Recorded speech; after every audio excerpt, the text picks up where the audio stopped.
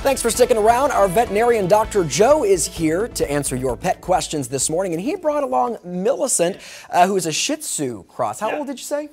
She's almost about 2 years old, so she's a bit of a little ragamuffin here. We think she's probably crossed with some type of little terrier or something too.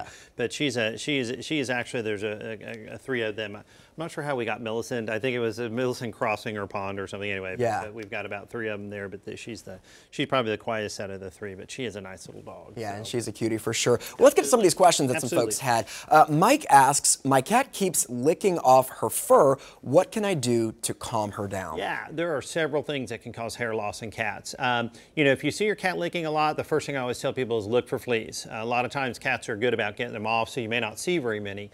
But there's a lot of other deals too, and you know, some of them are allergies, and you'll get some redness and usually like a little infection or a sore there.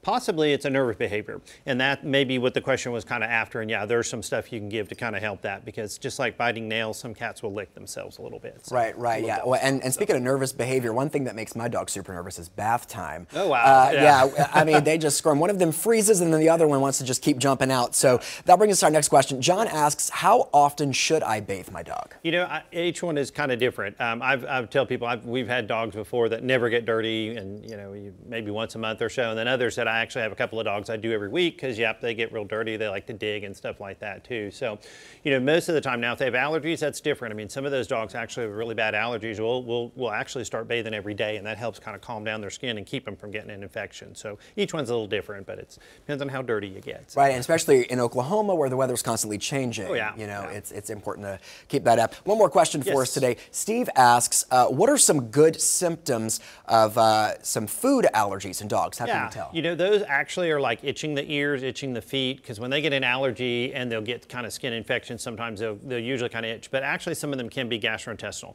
Vomiting and diarrhea, usually not really severe and kind of intermittent, but you know, if you kind of see these and you've just changed the diet too, that may be something to talk to your veterinarian about, and look on the food ingredient chart, because usually it's about the first 3 to 5 things are really the biggest part of that.